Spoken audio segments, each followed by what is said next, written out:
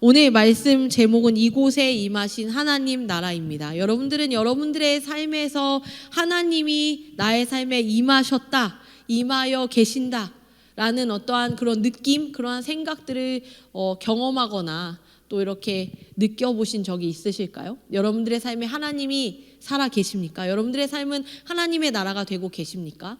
저는 사실은 여러분들에게 그렇게 살아야지라는 것을 말씀드리기보다요, 전 누구보다 사실 교회가 어찌 보면 저에게 일터인데, 이 교회 안에서 있으면서도 하나님 나라다라는 것을 제가 느끼지 않고 살아갈 때가 있는 것 같아요. 그러니까 그것은 함께하는 이들이 그런 느낌을 주지 않는다, 이러한 이야기라기보다 예를 들면 이런 거예요. 내가 살아가고 있는 삶에서 하나님이 분명히 계신데 내가 하나님을 생각하지 않고 그냥 내 힘으로 내가 열심히 그냥 살면서 벌어지는 모든 상황을 다 내가 맞고 벌어지는 모든 상황에 내가 다 아파하고 하면서 하나님이 온데간데 없이 그냥 내가 혼자 있는 사람처럼 그렇게 살고 있을 때가 있는 거예요.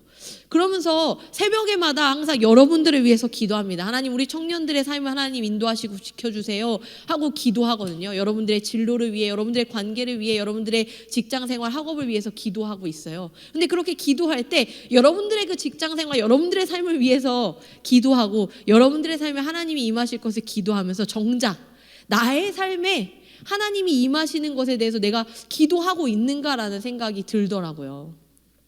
여러분들의 삶에 하나님이 임하신다는 것은 뭐냐면요, 여러분들이 살고 있는 것 같으나 여러분들을 대신하여 하나님이 저만치 가서 막 일하고 계시고 여러분들이 열심히 해야 저기에 다다를 것 같으나 이미 하나님이 저기에서 우리의 앞서 우리의 삶을 먼저 일하여 주심으로 우리가 그 길을 가고 있다라는 거거든요. 근데 그런 것을 느끼지 못하고 그냥 내가 막 열심히 해서 여기 왔는데 또 내가 열심히 해서 저기 가야 되는 것 같은 그런 느낌일 때가 되게 있는 것 같아요. 오늘 말씀은 사실은 그러한 이야기를 하고 있어요.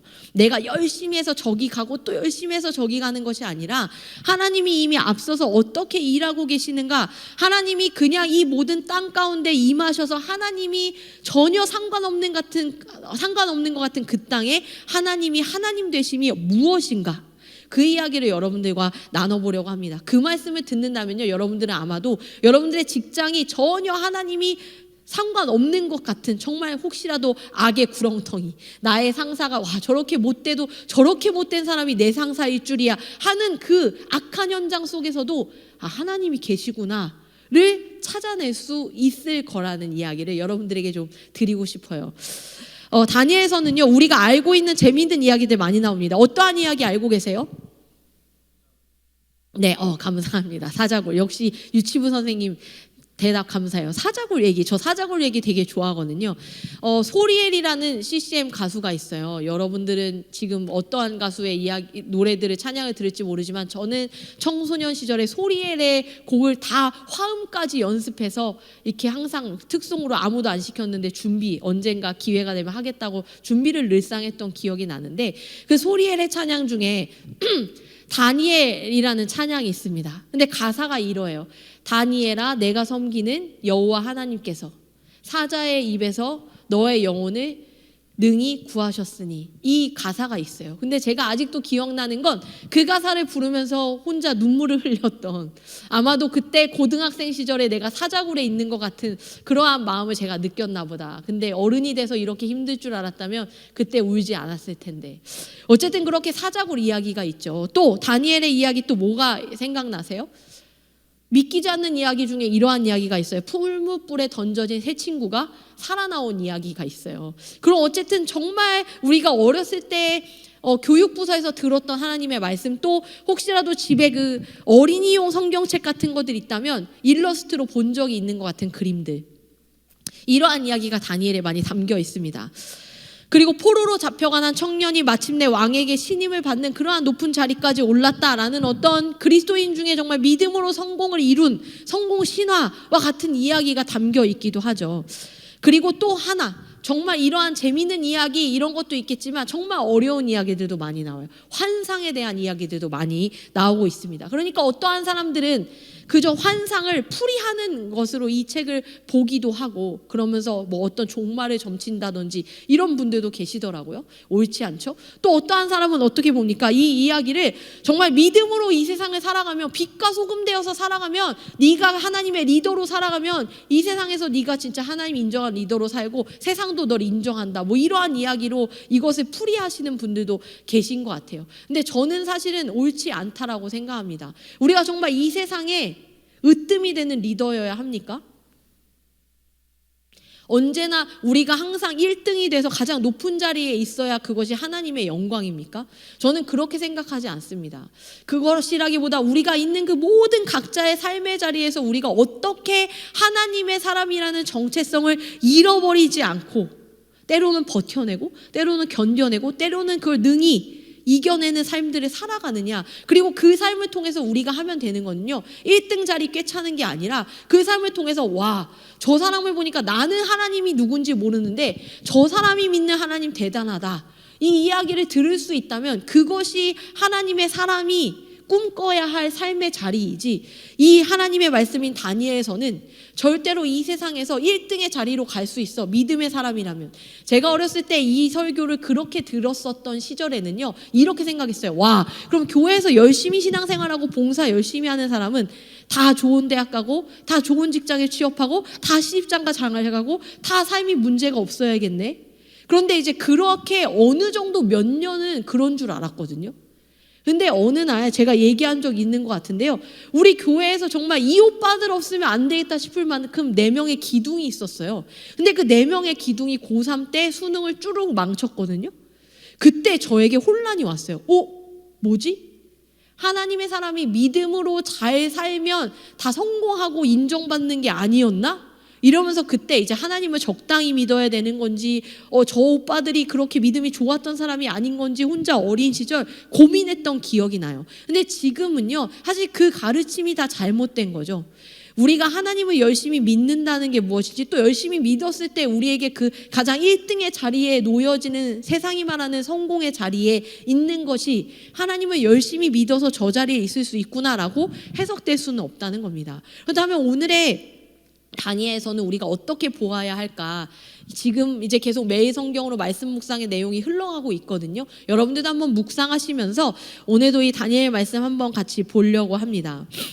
느부갓네살 왕이, 오늘 이제 저희는 2장부터 보게 되죠. 느부갓네살 왕이 왕위에 오른 지 2년이 되었을 때 꿈을 꾸었어요. 그런데 그 꿈이 뭔지 정확하게 기억이 안 나는 거예요. 그런데 여러분들 꿈을 꾸세요? 꿈을 꿔보셨습니까? 꿔보시죠? 네, 아직 꿈을 꾸고 있다라는 것은 많이 번민하면서 살고 있다는 거예요. 너무너무 피곤할 때는 안 꾸는 날도 있겠지만 고민이 많을 때는 뭔지 모를 꿈을 꾸죠. 근데 우리가 꿈을 꾸면요, 그 꿈이요, 꿈을 꿨다는 것을 알아요. 그런데 무슨 꿈을 꿨는지 뭐 딱히 기억나는 날은 거의 없습니다. 그게 사실 맞죠. 근데 지금 이 느부갓네살 왕이 기억이 안 나는데, 뭐가 기억나냐면 무슨 내용인지는 기억이 안 나는데 기분이 아주 나쁘다는 거예요. 꿈을 꿨는데 그 꿈이 되게 별로였던 건 확실해요. 근데 내용이 뚜렷하지가 않아서 그 내용을 누구에게 말해서 그걸 해석해달라고 할 수 없는 상황. 그런데 그냥 지나가기에는 꿈이 너무 찝찝한 거죠. 그러한 상황에 이제 이 왕이 있는 겁니다. 그래서 이 왕이 어떻게 했냐면 그 나라에 있는 모든 점쟁이, 박수 이런 사람들, 이런 것들을 해석할 수 있을 거라고 보여지는 사람들 다 불러 모았어요. 그리고 그 사람들에게 이야기하는 겁니다. 내 꿈을 좀 해석해보라. 근데 재밌는 건요, 방금도 말씀드렸지만 꿈을 해석할 수가 없어요. 왜냐하면 꿈 얘기를 기억을 못하는 거예요. 그러니까 꿈을 들려주지 않고 좀 해석을 해보라. 그러니까 꿈 내용도 맞추고 꿈의 해석도 맞추라는 거잖아요. 그렇게 이제 제안을 하는 겁니다. 그러니까 그 말을 들은 이 사람들이, 이 박수 점쟁이 이런 사람들, 성경에는 지혜자라고 표현하는 이 사람들이 다 고개를 절레절레 흔들면서 이야기해요.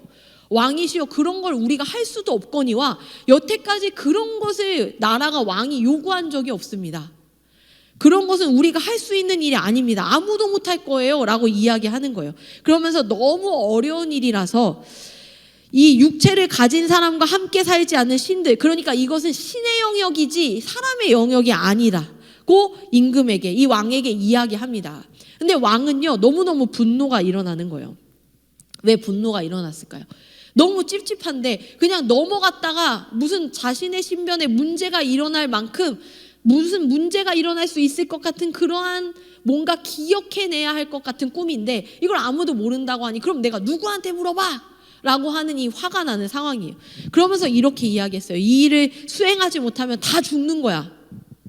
그러나 수행하는 자에게는 엄청난 상과 영광을 주겠어 라고 이야기를 합니다.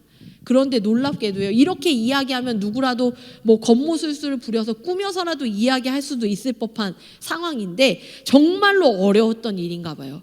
그러니까 정말로 아무도 이것을 이야기할 수 없었던 거예요. 이 약속은, 이 왕이 얘기한 약속은 소용이 없었습니다. 아무리 알아내고 싶어도 어떤 힌트 하나조차 알아낼 수 없는. 왜냐하면 왕이 이런 꿈을 꾸셨습니다 하고 설명할 때 왕이 지금까지 기억이 안 났다가 들으면 맞아 오 맞아 그래 이렇게 얘기해야 할 텐데 그 꿈을 맞추지 못하는 순간 거짓인 게 탄로나잖아요. 그러니까 누구도 그걸 거짓으로도 말할 수 없는 상황이죠. 어렵고 둘러댈 수도 없는 상황입니다. 이러한 명령이 있자 결국에는 이 왕은 정말로 화가 나서 모든 이 지혜자라고 하는 것들 다 죽여버려, 있어봤자 소용이 없어, 이러한 결단을 내리죠. 그래서 이러한 명령에 따라서 다니엘과 다니엘의 친구들도 죽임을 당할 위기에 놓이게 됩니다. 이 다니엘과 다니엘의 친구들은 포로로 끌려가 있는 상황에서 그 나라의 교육들을 받고 그 나라에서 훈련받고 있는 사람들로 성장하고 있었어요. 그러니까 그 지혜자의 영역 중에 사실은 다니엘과 친구들도 포함되어 있는 겁니다. 이 지혜자들은 모두 다 찾아 죽이라는 왕의 명령에 따라서 이들도 죽음을 면할 수 없는 그러한 상황이 된 것이죠. 그래서 다니엘이 지혜자를 죽이러 온 이 왕의 근위대장 아리옥에게 어떠한 상황인지 한번 물어봐요. 그리고 듣고 이렇게 말합니다. 기한을 주면 왕에게 그 꿈의 내용과 해석을 말씀드리겠습니다 라고 이야기하는 겁니다. 근데 저는요, 어렸을 때 이것을 그냥 말씀으로 들었을 때는요, 이미 다니엘이 그 꿈을 알고 있다라고 생각했던 것 같아요. 너무 당연하게 다니엘이 왕의 꿈을 해석했을 때 이미 그 꿈을 알고 내가 그거 왕에게 이야기할게요 라고 했겠지라고 이렇게 생각했던 기억이 나요. 그런데 오늘 말씀에서 잘 보시면요, 다니엘은 몰랐어요. 오늘 우리가 읽은 말씀에 보면 다니엘은 집으로 돌아가서 자신의 3명의 친구인 하나냐와 미사엘과 아사랴에게 이 일을 말해요. 그리고 뭐라고 하냐면 우리가 하나님께 기도해서 우리에게 알려주시라고 간구하자라고 이야기합니다. 그러니까 다니엘이 이걸 알고 있었던 상황이 아니라는 거예요. 보세요. 알고 있었던 상황도 아니고 도망가기 바쁜 시간에 친히 그 자기들을 죽이러 찾아다닌 사람에게 가서 우리에게 좀 시간을 달라고 이야기해요. 알지 못하면서. 그리고 하나님 앞에 그때 가서 친구들한테 이야기하고 하나님 앞에 기도하자는 거예요. 하나님 앞에 간구하면 하나님 주실 거야. 지혜를 주실 거야. 하나님에 대한 대단한 신뢰이죠. 이미 주어진 내용도 아니고 하나님이 사실은 안 주실 수도 있을지 모르는 우리 입장에서는 왜 그런 도전을 하지? 이미 왕에게 그렇게 전해달라고 했으니 이제는요, 다니엘은 그걸 못 찾아내면 무조건 죽는 거예요. 가장 큰 분노를 살 수도 있는 상황이에요. 자기가 굳이 그렇게 나서지 않아도 됐을 상황에 그렇게 이야기를 하는 겁니다. 그리고 믿음으로 하나님께 기도하며 지혜를 구했어요. 그리고 놀랍게도 그날 밤에 하나님이 놀라운 비밀이 숨겨진 것을 다니엘에게 환상을 통해서 보여주십니다. 다니엘이 하나님을 그리고 찬양합니다. 이렇게 찬양해요. 지혜와 능력이 하나님에게 있습니다. 하나님은 때와 계절을 바꾸시고 왕들을 패하시고 또 세우시며 지혜자에게 지혜를 주시고 총명한 자에게 지식을 주십니다. 깊고 은밀한 일을 나타내시고 어두운 데에 있는 것을 아시며 또 빛이 그와 함께 있습니다 라고 하나님을 찬양하는 다니엘을 볼 수가 있습니다. 여러분, 우리의 신앙생활 안에서 하나님과 견주는 것들이 혹시 있으신가요? 한 가지 예를 들어볼게요. 어떤 한 책에서 제가 어떤 교재에서 보고 잘못된 거 아닙니까? 라고 제가 이렇게 건의를 했었던 내용이 기억나요. 우리 교육부서들이 쓰는 그러한 교재인데 거기에 이러한 표현이 있었어요. 지혜가 많으신 하나님. 여러분, 하나님은요, 지혜가 많으신 분이 아니에요. 하나님은 지혜이죠. 하나님은 지혜가 많고 또 누구는 지혜가 좀 덜하고, 사람의 지혜의 총량과 하나님의 지혜의 양을 견주어서 하나님이 사람보다 지혜가 좀 더 많은 분이라 우리가 하나님을 믿는 게 아니라요, 지혜의 근원이 하나님, 그러니까 지혜가 곧 하나님인 거예요. 우리가 가지고 있는 지혜보다 하나님의 지혜가 좀 더 크고, 우리가 가지고 있는 지식보다 하나님의 지식이 좀 더 큰 것이 아니라 하나님이 지혜이고 하나님이 지혜의 근원이시라는 거예요. 그러니까 이 모든 것, 전혀 알 수 없는, 왕이 얘기해 주지도 않은 그 꿈 얘기를 하나님은 지혜이시기 때문에, 하나님이 지혜가 더 많아서가 아니라 하나님이 지혜이시기 때문에 하나님만이 들려줄 수 있는, 하나님만이 알려줄 수 있는, 하나님만이 이끌 수 있는 방법과 내용, 하나님만 아시는 그 무언가 놀라운 비밀이 인간의 지식으로, 인간의 이해로 풀어낼 수 없는 것이 하나님에게 있는 겁니다. 그래서 우리가요, 우리의 어떤 삶의 자리에서, 여러분들도 그러실 거예요. 이거 그냥 하나님 앞에 기도하는 게 나을까? 아니면 그냥 부장님한테 가서 좀 한번, 팀장님한테 좀 양해를 구해볼까? 이런 모든 고민들 있잖아요. 이걸 하나님 앞에 기도하면서 좀 준비해볼까? 아니면 좀 내 친구한테 도움을 받아볼까?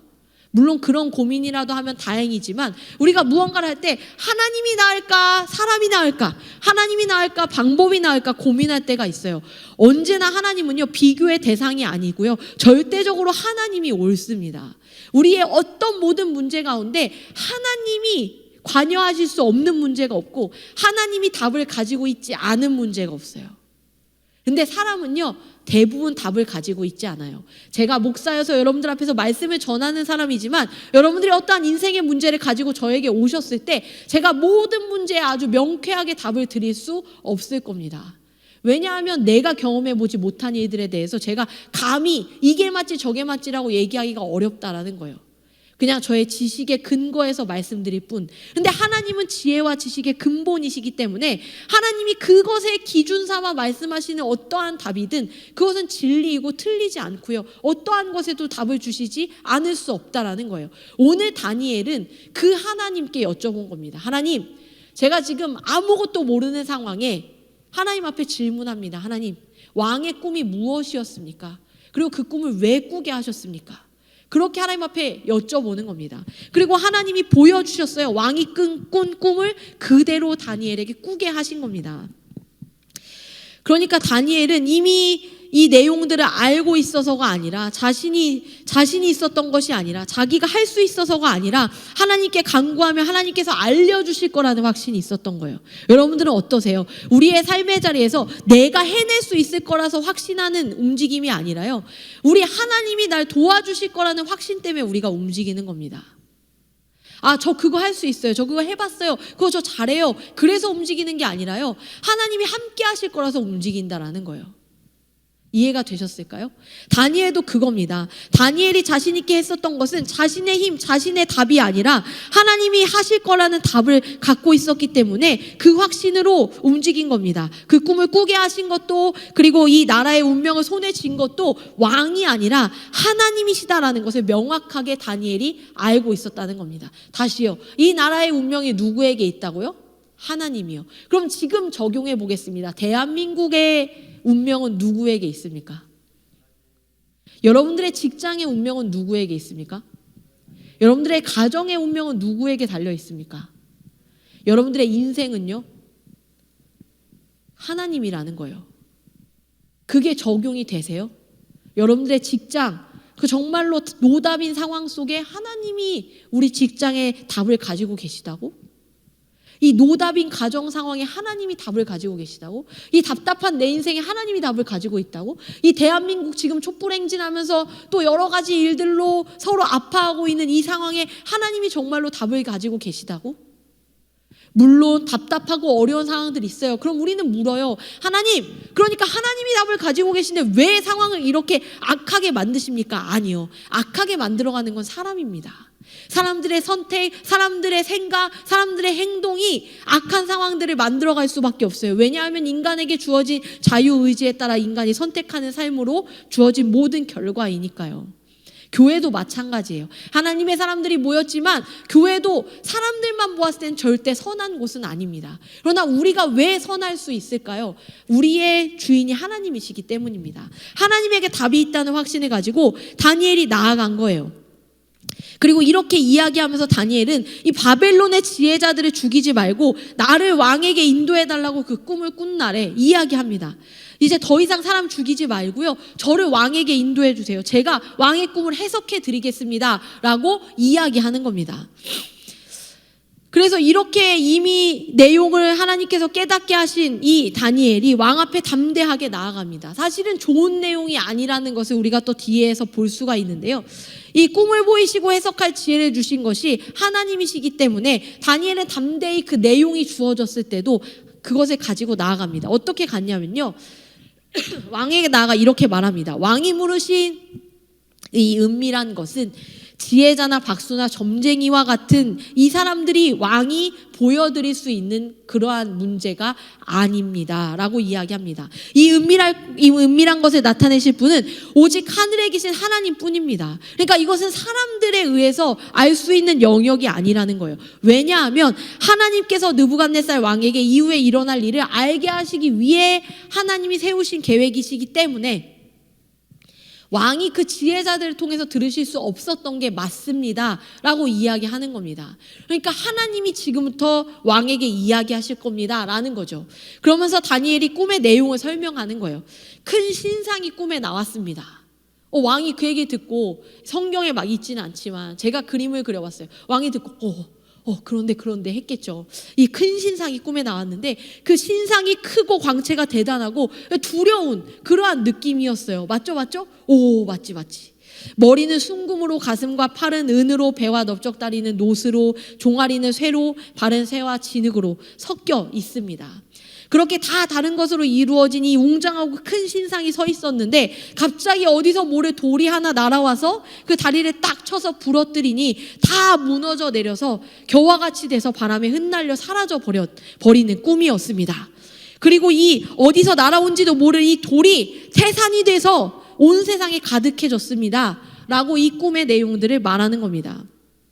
그러니까 왕이 이제 자신의 꾼 꿈이 맞잖아요. 무언가 이 사람이 이야기할 해석이 기대되기 시작했겠죠. 그 이야기를 계속 들었습니다. 그런데 이 꿈이 뭐냐라고 이제 해석하는 겁니다. 이 순금으로 된 머리가 왕을 뜻합니다. 여러 왕들 중에서 왕으로 하나님이 이 나라와 권세와 능력과 영광을 왕에게 주셨다는 겁니다.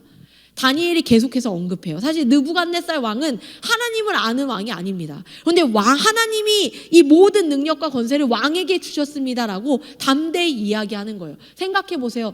나보다도 높은 사람입니다. 이 사람의 손에 지금 내 목숨이 쥐어진 상황 가운데 담대히 나아가서 왕이 지금 그 자리에 있을 수 있는 거 하나님 때문이에요. 하나님이 그 자리 주셨고 하나님 능력 주신 겁니다. 아시겠어요? 이렇게 이제 이야기하면서 해석을 시작하는 상황이에요. 그러면서 그 뒤에 이어 왕보다 못한 나라, 그 다음에 은이라고 했잖아요. 못한 나라가 일어날 것이고 또 다음으로 일어난 나라가 온 세계를 다스릴 것이고 넷째 나라는 새같이 강한 나라라서 모든 것을 무너뜨리고 이기는 나라가 될 것이고 새와 진흙으로 뒤섞인 발은 언뜻 합쳐져서 튼튼하고 강력한 것처럼 보이지만 합쳐져 있기 때문에 쉽게 무너지게 된다라는 것을 이야기하는 겁니다. 그런데 이 거대한 신상을 무너뜨린 이 돌이 뭐냐? 이 돌은 하나님이 세우시는 하나님의 나라의 권세, 그 힘을 말합니다. 하나님께서 세우신 나라는 영원히 망하지 않고 무너지지 않고 도리어 산처럼 영원히 설 것이다 라는 사실을 이야기하는 겁니다. 그리고 이 모든 장래일을 하나님께서 왕에게 보여주신 겁니다 라고 말하는 겁니다. 자, 좋은 내용인가요? 결국엔 다 망할 거야. 니네 다 망하고 하나님의 나라만 영원할 거야. 요약하면 이건 거잖아요. 저도 사실 이런 얘기 들을 때마다 잘 사실 이해가 안 될 때가 있어요. 그래, 이 얘기를 두고 또 그냥 뒀다고? 사실은 근데 이 이야기를 듣고도 그냥 둘 수밖에 없었던 것이 무엇일까? 정말로 이 왕도 이미 모든 지혜자가 불가능하다고 말한 이 영역을 다니엘이 하나님이라는 신을 통하여 깨달았다라고 하면서 그 꿈을 나열할 때에 거부할 수 없는, 부인할 수 없는 사실, 인정할 수밖에 없는 그 사실 앞에 직면하면서 나는 모르는 하나님이지만 그 하나님이란 존재가 그 왕에게 엄습해 오는 겁니다. 그 왕에게. 이 어떠한 하나님이란 존재가 분명히 있구나. 그러니까 어떤 하나님이냐면요, 다니엘 너의 하나님을 왕이 경험하고 있는 거라는 거예요. 다니엘 너의 하나님. 우리가 그럴 때가 있잖아요. 우리가요, 혹시 존경하는 분 있으세요? 나는 존경하는 멘토가 있다. 있으세요?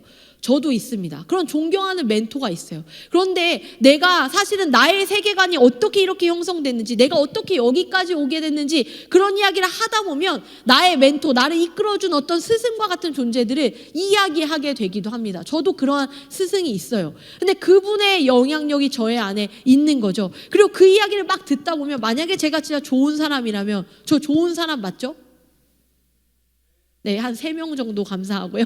제가 만약 좋은 사람이라면요, 그 좋은 사람이 나를 이렇게 좋게 만들어준 분이 있는데 그분이 이런 분이야 라고 이야기하는 걸 듣는다면 여러분들도 와, 그분이 누군지 정말 궁금하다, 나도 그분을 만나보고 싶다, 이럴 수 있다고 생각해요. 저도 그런 적이 있어요. 제 친구 중에 정말 변할 수 있을까?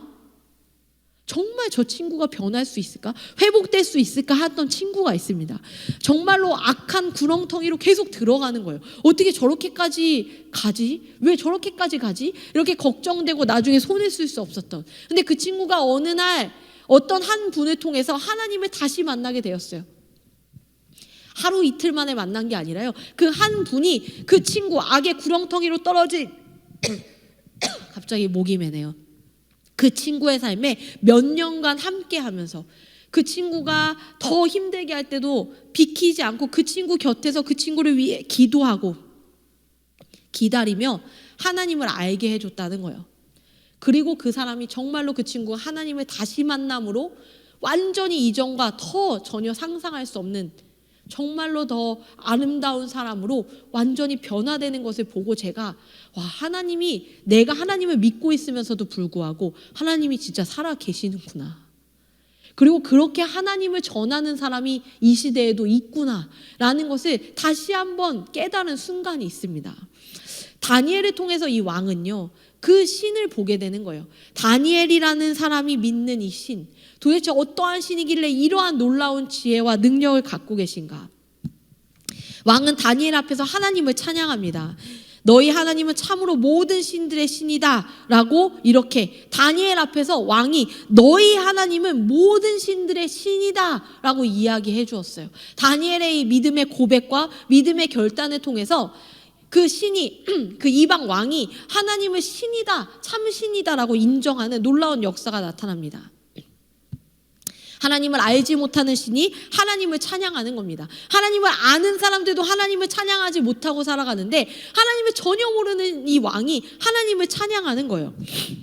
그리고 왕은 그 위대하신 하나님이 함께하는 다니엘을 인정하고 이러한 신이 함께하는 사람이라면 이 나라를 좀 맡기고 도움을 요청해도 되겠다라고 생각합니다. 그래서 그를 높여서 온 지방을 다스리게 하고 모든 지혜자들 중에 가장 높은 사람의 자리에 다니엘을 세우게 되는 겁니다.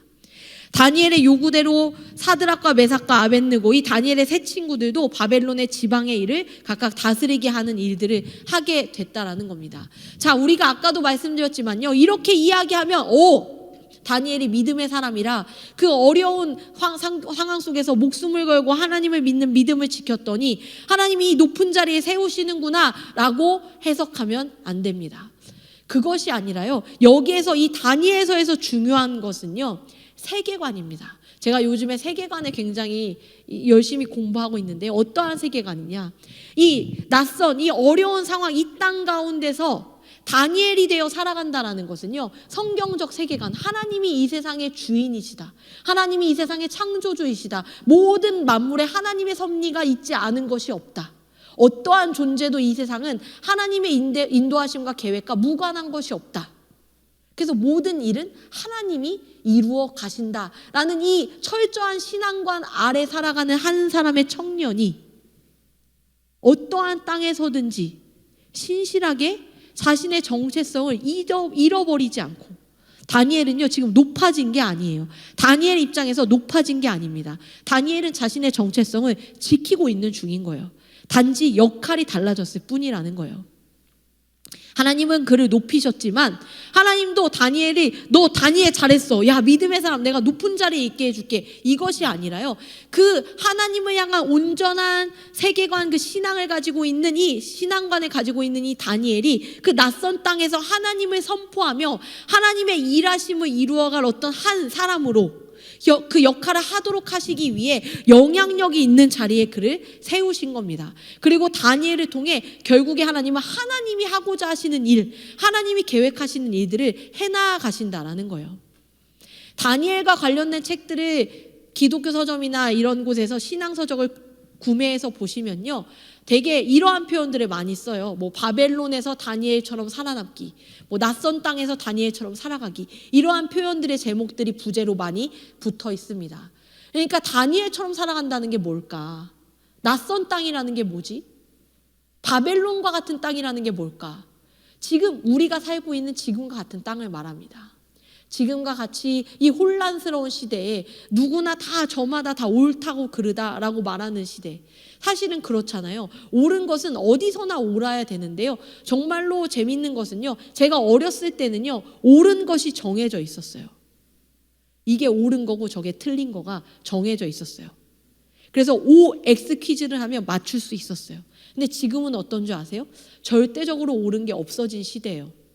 각자 저마다의 의견이 존재하고 저마다의 의견이 옳다라고 여김받는 시대가 되었습니다. 그거 너무 좋아요. 관용 좋습니다. 근데 신앙에 있어서요, 관용은요, 신앙에는 통하지 않는 것 같아요. 신앙적인 태도를 말하는 게 아니라 하나님의 말씀에 관용이 있을 수는 없습니다. 하나님의 말씀은 진리이기 때문에 이 진리를 가지고 살아가는 우리가 관용의 삶을 사는 것이지, 그 관용의 삶을 살겠다고 이 진리를 진리가 아닌 것처럼 말할 수 있는 것이 아니고요, 진리가 아닌 것을 진리라고 말할 수는 없다라는 거예요. 다니엘처럼 사는 거 그거예요. 낯선 땅 가운데서 진리가 아닌 건 진리가 아니라고 말하고 진리인 건 진리라고 말하는 겁니다. 지금의 세계관이 너도 맞고 뭐 포스트 모더니즘이고 뭐고, 이제 벌써 이제 2023년 트렌드 코리아가 나왔는데요, 그 모든 것 다 좋아요. 옳아요. 그런데 그렇게 세상이 흘러가도 진리가 그 세상을 따라 흘러가진 않습니다. 진리는 그래서 진리인 거예요. 여러분들 체육대회 하실 때 기준 해보셨어요? 기준 이렇게 하나요? 기준을 한 지 오래됐어요. 기준을 하면요, 기준이 움직이면 엄청 욕먹습니다. 기준은 거기 서 있어야 돼요. 그리고 나머지가 양옆으로 팔을 벌려서 흩어지죠. 그게 기준이에요. 진리는 그 기준인 겁니다. 진리가 이쪽으로 가야 돼? 저쪽으로 가야 돼? 하면 옆에 있는 모두가 혼란스럽고요, 앞에 있는 선생님도 야! 기준이 움직이면 어떡해? 기준은 움직이면 안 돼요. 그 자리를 지켜야 됩니다. 그게 바로 진리인 거예요. 다니엘이 이 낯선 땅 가운데서 자신의 기준, 하나님의 말씀, 나는 하나님을 따르는 자이다. 그러니까 다니엘은요, 지금 느부갓네살 왕 앞에 있는데도요, 쫄지 않죠. 왜냐하면요, 다니엘은요, 나 오늘 왕을 만나는데 내가 왜 왕을, 이런 사람이 아니라요, 다니엘은 언제나 자기는 하나님 앞에 서 있어요. 내 눈앞에 있는 게 왕인지 친구인지 누구든지 중요한 게 아니라 나는 하나님의 사람이라, 하나님이 어쨌든 내 삶을 흘러가게 하시고, 하나님이 이 나라의 주인이라서 하나님이 이 나라를 흘러가게 하시고, 하나님이 이 상황의 주인이어서 하나님이 이 상황을 흘러가게 하시는 것이지, 이 상황이 저 왕에게 달려있는 것도 아니고 나에게 달려있는 것도 아니라는 거예요. 다니엘은 그것을 알고 있는 사람인 겁니다. 그래서 다니엘이 지금 어디에 있든지 다니엘은 중요하지 않고요, 어떤 자리에 있든지도 중요하지 않는다는 거예요. 여러분들 자리에 일희일비하십니까? 어떠한 땅에 일희일비합니까? 이 직장에 가면 할 만하고 이 직장에 가면 못 해먹겠어요? 이 사람하고는 할 만하고 저 사람하고는 못 해먹겠어요? 다니엘은 그러지 않는다는 거예요. 사람을 타지 않아요. 위치를 타지 않고요, 상황을 타지 않습니다. 왜냐하면 기준을 알고 있어서 그래요. 기준. 결국 이 꿈을 통해 다니엘뿐만 아니라 모두가 알게 되는 것은 느부갓네살의 이 강대한 나라와 그를 잇는 나라의 모든 권세가 결국에 하나님으로부터 말미암는다라는 것입니다. 그래서 결국엔 이 모든 상황이 이 나라나 이 현상 속에서 그가 포로의 신분이라고 할지라도 온 세상을 주관하시는 하나님을 굳게 신뢰하는 다니엘을 보게 되는 겁니다. 지금 포로라는 거예요. 자기 땅도 아닙니다. 너무너무 쫄아있고 움츠려서 말 한마디 하기도 힘들어야 할 그 상황이에요. 다니엘서를 앞으로도 계속 보겠지만 다니엘은요, 이 상황에 따라서 흘러가고 쫄지 않습니다. 그 상황을 도리어 하나님 앞에 기도하면서 자기 것으로 끌고 와요. 그런데 다니엘은 사실 자기 것이 되는 것도 아니고요, 하나님의 편으로 끌고 오는 겁니다. 하나님이 인도하여 가실 것이기 때문에 하나님 앞으로 끌고 오는 그 은혜, 이것이 바로 다니엘에게 있는 겁니다. 그래서 이 다니엘서는 신실하게 믿음을 지켜온 한 그리스도인의 성공담의 이야기가 아니라 말세의 날짜를 알고 신비스러운 비밀을 깨닫게 하는 그런 이상한 책도 아니라 다니엘서는 낯선 땅을 하나님과 함께 걸어가는 사람들의 이야기. 그래서 어떻게 그 기준을 잃어버리지 않고 상황에, 사람의, 사건에 일희일비하지 않고 이 세상의 주권자 되시는 하나님, 그것이 어떠한 것인지를 말하는 것. 이 세상 한복판에서 하나님을 외치는 삶, 교회만 와서 하나님 꺼내는 게 아니라, 급히 와서 하나님 옷을 입는 게 아니라 여러분들이 있는 그 세상의 한복판에서 하나님을 꺼낼 수 있다는 거예요. 다니엘, 전혀 하나님을 알지 못하는 왕에게 하나님이 왕에게 알려주십니다 라는 그 하나님을 꺼낼 수 있는 용기, 그리고 그 내용이 좋건 안 좋건을 평가하지 않고 하나님이 주신 거라면 하나님께 이야기할 수 있다는 그 용기, 결단. 다니엘에겐 어찌 보면, 다니엘서를 읽어오면 사실은 결단을 위한 퍼포먼스조차 존재하지 않아요. 그냥 당연히 하는 것처럼. 여러분들의 삶에 어떠십니까? 여러분들은 각자 하나님이 여러분들이 있는 그 직장, 학업의 자리, 여러분들의 친구의 관계 속에서, 가정 안에서 나름대로 여러분들이 다 기준으로 세워놓은 사람들이에요. 저는 그래서 그리스도인들이 빛과 소금이 된다는 것이, 이 세상의 리더가 된다는 것이 1등의 자리에 있는 것이 아니라요, 각자의 자리에서 기준임을 기억하고 이쪽으로 저쪽으로 끌려다니지 않고 그 기준의 자리를 굳건히 버티고 서서 하나님의 말씀이라는 끈을 붙들고 서서 내가 기준입니다. 왜냐하면 하나님의 말씀이 여기 있어요. 하나님이 말씀하셨어요. 그 용기, 그 믿음의 결단을 하루하루, 처음에 용기가 필요할지 몰라도 하루하루 이제 당연한 것으로 살아가면서 이 세상의 한복판에서 여러분 흔들리지 않고 진리를 진리라, 진리가 아닌 것은 진리가 아니다 라고 말할 수 있는 믿음의 결단과 용기와 삶의 실천이 여러분들에게 있기를 간절히 소망합니다. 저도 그런 목사가 될 수 있도록 기도해 주십시오. 이렇게 말하면서 흔들리는 기준 없는 목사, 그냥 말만 잘하는 사람 말고요, 저도 그 기준을 지킬 수 있도록 저를 위해서도 중보해 주시기 바랍니다. 우리 함께 같이 찬양하고 기도할까요?